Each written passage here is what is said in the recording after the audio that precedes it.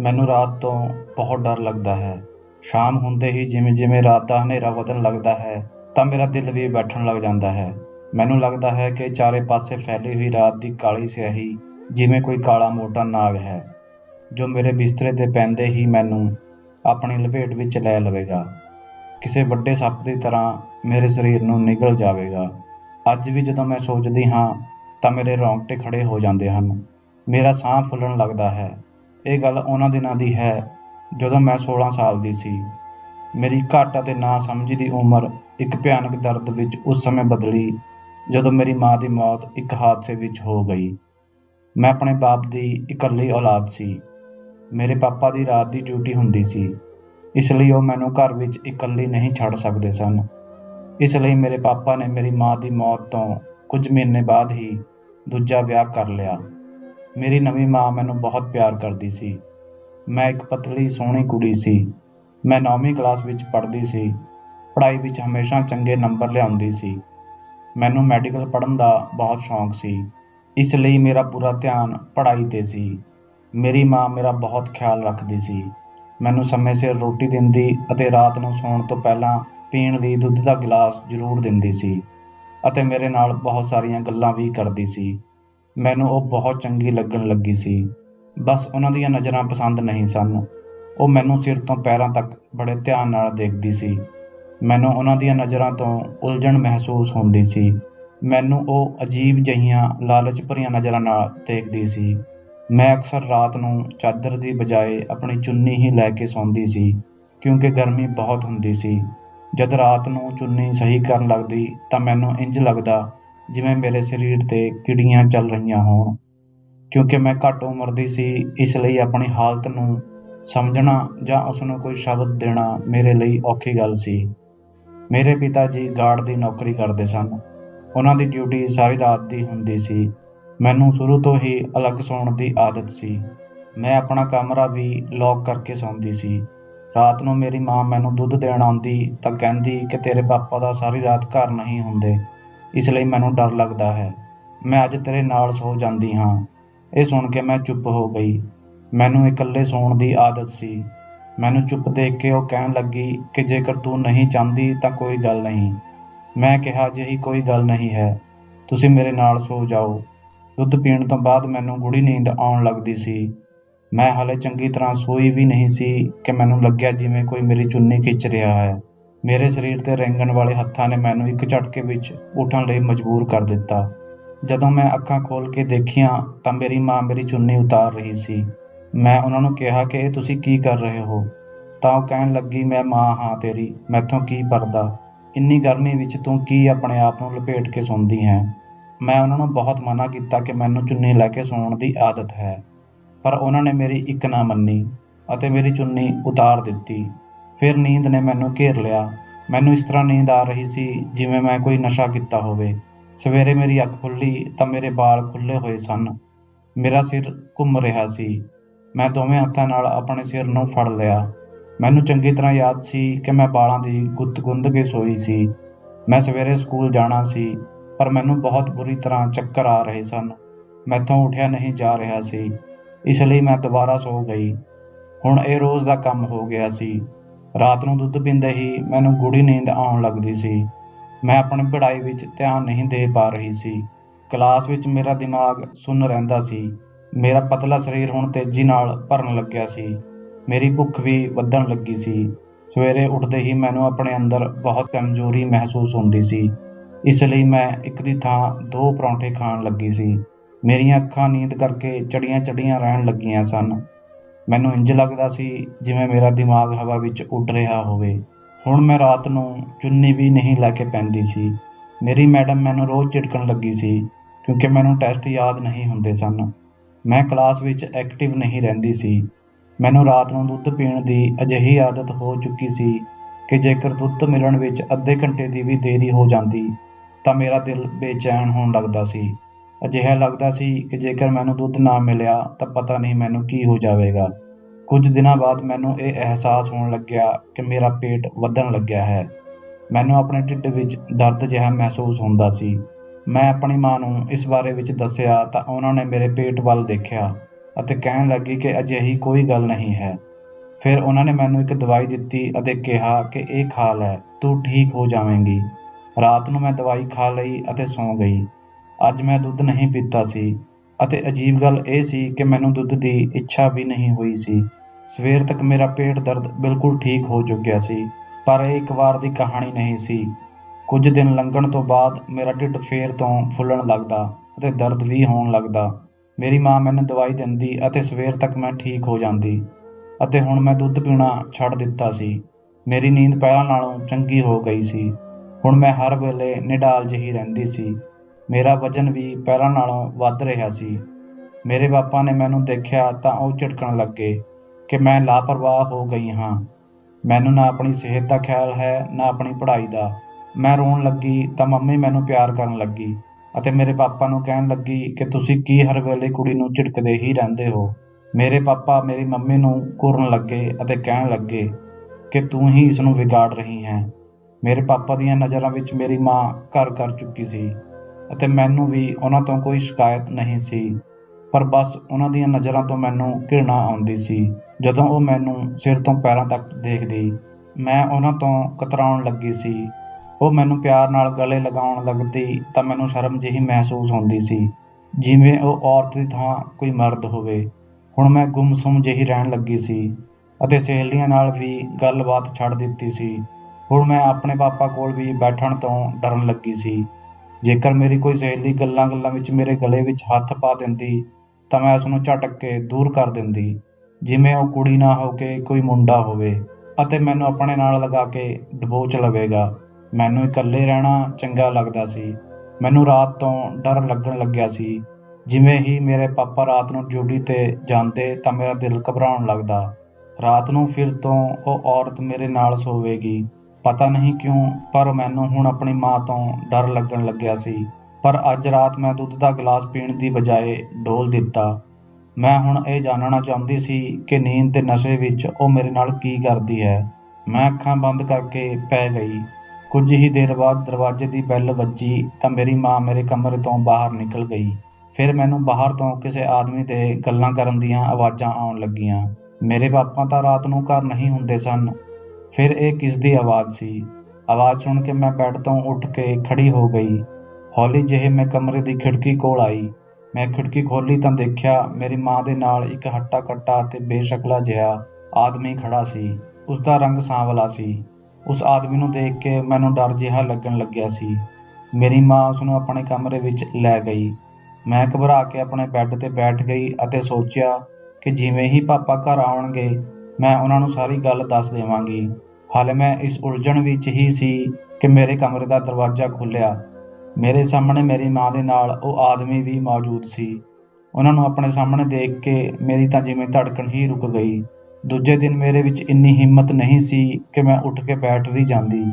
ਮੇਰੀ ਜ਼ੁਬਾਨ ਜਿਵੇਂ ਚਿਪਕ ਹੀ ਗਈ ਸੀ। ਮੇਰੇ ਹੰਝੂ ਨਿਕਲ ਕੇ ਸਾਰਾ ਸਿਰਹਾਣਾ ਭਿੱਜ ਗਿਆ ਸੀ। ਮੈਨੂੰ ਡਰਾਇਆ ਜਾ ਰਿਹਾ ਸੀ, ਧਮਕਾਇਆ ਜਾ ਰਿਹਾ ਸੀ।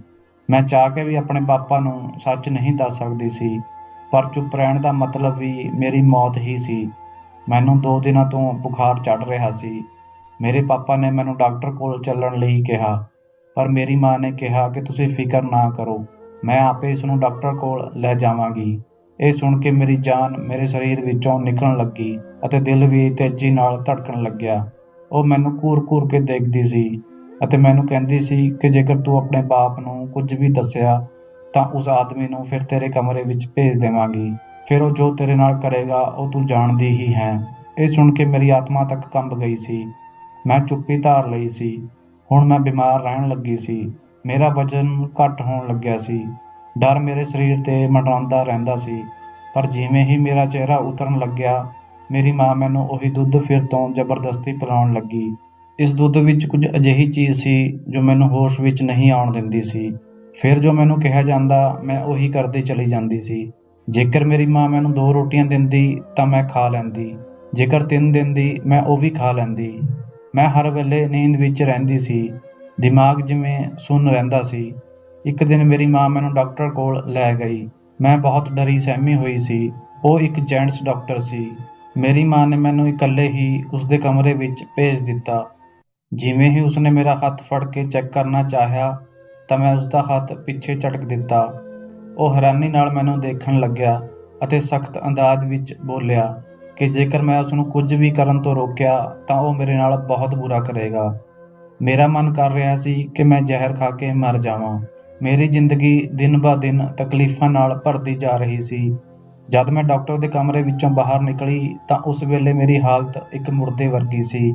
ਮੈਨੂੰ ਜਿਸ ਗੱਲ ਦਾ ਡਰ ਸੀ, ਮੇਰੀ ਰਿਪੋਰਟ ਵਿੱਚ ਉਹੀ ਆਇਆ। ਮੇਰੀ ਮਾਂ ਦੀ ਖੁਸ਼ੀ ਦਾ ਕੋਈ ਟਿਕਾਣਾ ਨਾ ਰਿਹਾ। ਮੈਂ ਫੁੱਟ-ਫੁੱਟ ਕੇ ਰੋਣ ਲੱਗੀ। ਮੇਰੇ ਪਾਪਾ ਦੀ ਨੱਕ ਥੱਲੇ ਇਹ ਸਭ ਕੁਝ ਹੋ ਰਿਹਾ ਸੀ ਅਤੇ ਮੈਂ ਚਾਹ ਕੇ ਵੀ ਕੁਝ ਬੋਲ ਨਹੀਂ ਸਕਦੀ ਸੀ। ਮੇਰਾ ਪੇਟ ਫਿਰ ਤੋਂ ਫੁੱਲਣ ਲੱਗਿਆ ਸੀ।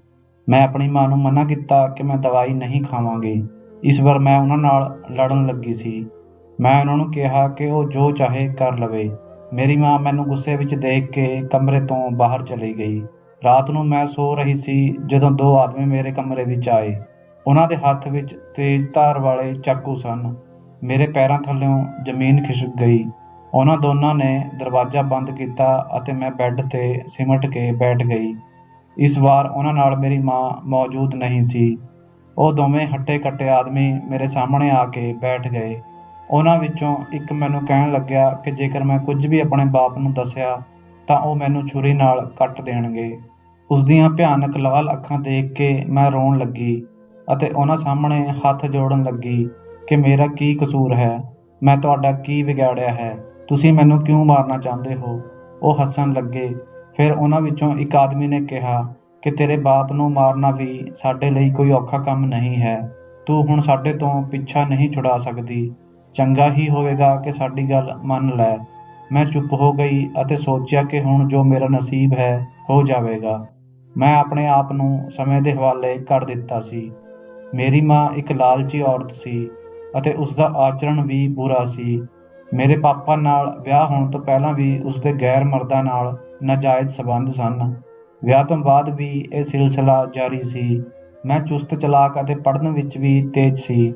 ਇਸ ਲਈ ਮੇਰੀ ਮਾਂ ਨੂੰ ਡਰ ਲੱਗਿਆ ਰਹਿੰਦਾ ਸੀ ਕਿ ਕਿਤੇ ਉਸਦੀ ਸੱਚਾਈ ਦਾ ਪਤਾ ਮੈਨੂੰ ਨਾ ਲੱਗ ਜਾਵੇ। ਇਸ ਲਈ ਉਹ ਮੈਨੂੰ ਦੁੱਧ ਵਿੱਚ ਨਸ਼ੇ ਦੀਆਂ ਗੋਲੀਆਂ ਮਿਲਾ ਕੇ ਪਿਲਾਉਂਦੀ ਸੀ। ਮੈਨੂੰ ਝੂਠੇ ਵਹਿਮ ਵਿੱਚ ਫਸਾਉਣ ਲਈ ਉਹ ਮੇਰੇ ਵਾਲ ਖੋਲ ਦਿੰਦੀ ਤਾਂ ਜੋ ਮੈਨੂੰ ਲੱਗੇ ਮੇਰੇ ਨਾਲ ਕੁਝ ਗਲਤ ਹੋਇਆ ਹੈ। ਉਹ ਹੌਲੀ-ਹੌਲੀ ਮੇਰੇ ਵਿਚਾਰਾਂ ਨੂੰ ਖਤਮ ਕਰਨਾ ਚਾਹੁੰਦੀ ਸੀ, ਇਸ ਲਈ ਮੈਨੂੰ ਗਲਤ ਨਜ਼ਰਾਂ ਨਾਲ ਦੇਖਦੀ ਸੀ। ਉਸਦਾ ਅਸਲੀ ਮਕਸਦ ਤਾਂ ਕੁਝ ਹੋਰ ਹੀ ਸੀ। ਮੈਂ ਪਤਲੇ ਸਰੀਰ ਦੀ ਸੀ ਅਤੇ ਉਹ ਮੇਰਾ ਗੁਰਦਾ ਵੇਚਣਾ ਚਾਹੁੰਦੀ ਸੀ। ਉਸਦੇ ਸਬੰਧ ਹੋਰ ਮਰਦਾਂ ਤੋਂ ਇਲਾਵਾ ਕੁਝ ਡਾਕਟਰਾਂ ਨਾਲ ਵੀ ਸਨ। ਪਹਿਲਾਂ ਵੀ ਉਹ 2 ਕੁੜੀਆਂ ਦੇ ਗੁਰਦੇ ਵੇਚ ਚੁੱਕੀ ਸੀ, ਪਰ ਮੇਰਾ ਵਜ਼ਨ ਇਸ ਆਪਰੇਸ਼ਨ ਲਈ ਘੱਟ ਸੀ ਤਾਂ ਉਹ ਮੈਨੂੰ ਦੁੱਧ ਵਿੱਚ ਨਸ਼ੇ ਦੀਆਂ ਗੋਲੀਆਂ ਦੇ ਨਾਲ-ਨਾਲ ਇੱਕ ਅਜਿਹੀ ਦਵਾਈ ਵੀ ਦੇਣ ਲੱਗੀ ਜਿਸ ਨਾਲ ਮੇਰੀ ਭੁੱਖ ਵਧਣ ਲੱਗੀ। ਮੈਂ ਜ਼ਿਆਦਾ ਖਾਣ ਲੱਗੀ ਅਤੇ ਮੇਰਾ ਵਜ਼ਨ ਵੀ ਵੱਧ ਗਿਆ। ਪਰ ਇਹਨਾਂ ਦਵਾਈਆਂ ਦੀ ਵਰਤੋਂ ਨਾਲ ਮੇਰੇ ਪੇਟ ਵਿੱਚ ਇਨਫੈਕਸ਼ਨ ਹੋਣ ਲੱਗਿਆ ਸੀ, ਜਿਸ ਕਰਕੇ ਮੇਰਾ ਪੇਟ ਫੁੱਲਣ ਲੱਗਿਆ ਅਤੇ ਜਿਸ ਡਾਕਟਰ ਨੂੰ ਪੁੱਛ ਕੇ ਉਹ ਮੈਨੂੰ ਦਵਾਈ ਖਿਲਾਉਂਦੀ ਸੀ, ਉਸਦੇ ਕਹਿਣ 'ਤੇ ਉਹ ਮੈਨੂੰ ਗੋਲੀ ਵੀ ਖਵਾ ਦਿੰਦੀ ਅਤੇ ਕੁਝ ਹੀ ਦੇਰ ਵਿੱਚ ਮੈਨੂੰ ਇਸ ਦਵਾਈ ਨਾਲ ਆਰਾਮ ਮਿਲ ਜਾਂਦਾ। ਪਰ ਕੁਝ ਦਿਨ ਬਾਅਦ ਫਿਰ ਮੇਰਾ ਪੇਟ ਫੁੱਲਣ ਲੱਗਦਾ। ਮੇਰੇ ਇਸ ਇਨਫੈਕਸ਼ਨ ਕਰਕੇ ਮੇਰੀ ਮਾਂ ਝੁੰਝਲਾ ਗਈ, ਕਿਉਂਕਿ ਇਸ ਤਰ੍ਹਾਂ ਦੇ ਇਨਫੈਕਸ਼ਨ ਨਾਲ ਉਹ ਮੇਰਾ ਆਪਰੇਸ਼ਨ ਨਹੀਂ ਕਰਾ ਸਕਦੀ ਸੀ। ਇਸ ਲਈ ਉਹ ਮੈਨੂੰ ਦੁੱਧ ਵੀ ਨਹੀਂ ਦੇ ਰਹੀ ਸੀ, ਕਿਉਂਕਿ ਮੈਨੂੰ ਉਸੇ ਦਵਾਈ ਨਾਲ ਨੁਕਸਾਨ ਹੋ ਰਿਹਾ ਸੀ। ਫਿਰ ਮੈਂ ਉਸ ਆਦਮੀ ਨੂੰ ਆਪਣੇ ਘਰ ਆਉਂਦੇ ਦੇਖ ਲਿਆ ਜਿਸ ਨਾਲ ਮੇਰੀ ਮਾਂ ਦੇ ਨਾਜਾਇਜ਼ ਸਬੰਧ ਸਨ। ਉਹ ਮੇਰੀ ਮਾਂ ਨੂੰ ਕਹਿ ਰਿਹਾ ਸੀ ਕਿ ਮੇਰੇ ਗੁਰਦੇ ਦੀ ਕੀਮਤ ਉਹਨਾਂ ਨੂੰ 30 ਲੱਖ ਮਿਲੇਗੀ। ਇਹ ਗੱਲ ਸੁਣ ਕੇ ਮੇਰੀ ਮਾਂ ਬਹੁਤ ਖੁਸ਼ ਹੋਈ। ਉਸ ਨੂੰ ਲੱਗਿਆ ਕਿ ਮੈਂ ਨਸ਼ੇ ਵਿੱਚ ਸੋ ਚੁੱਕੀ ਹਾਂ, ਇਸ ਲਈ ਉਹ ਮੇਰੇ ਕਮਰੇ ਵਿੱਚ ਆਈ। ਮੈਨੂੰ ਸਾਹਮਣੇ ਦੇਖ ਕੇ ਪਹਿਲਾਂ ਤਾਂ ਦੋਨੋਂ ਹੈਰਾਨ ਰਹਿ ਗਏ ਅਤੇ ਬਾਅਦ ਵਿੱਚ ਧਮਕੀਆਂ ਦੇਣ ਲੱਗੇ ਕਿ ਉਹ ਮੇਰੇ ਪਾਪਾ ਨੂੰ ਮਰਵਾ ਦੇਣਗੇ। ਮੈਂ ਇਹਨਾਂ ਗੱਲਾਂ ਤੋਂ ਡਰ ਗਈ ਅਤੇ ਬਿਮਾਰ ਹੋ ਗਈ।